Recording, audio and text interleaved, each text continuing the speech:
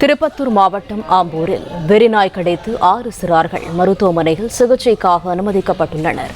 கூடுதல் தகவல்களை தருகிறார் எமது செய்தியாளர் விஜயகுமார். வணக்கம். விவரங்கள் என்ன? வணக்கம். திருப்பத்தூர் மாவட்டம் ஆம்பூர் அடுத்த புதுமனை மற்றும் பிலால் நகர் பகுதிகளை சேர்ந்தவர்கள்.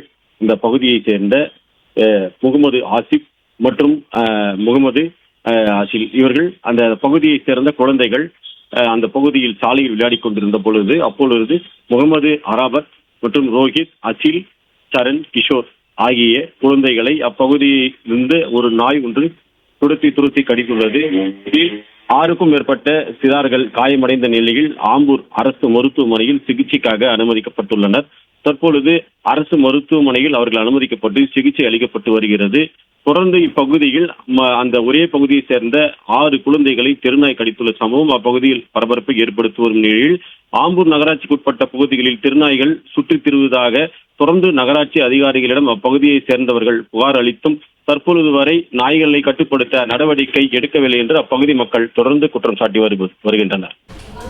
பிளே ஸ்டோர் மற்றும் ஆப் ஸ்டோரில் இருந்து பாலிமர் செயலியை QR கோடு மூலம் பதிவிறக்கம் செய்யுங்கள். செய்திகளை உடனுக்குடன் பெறுங்கள்.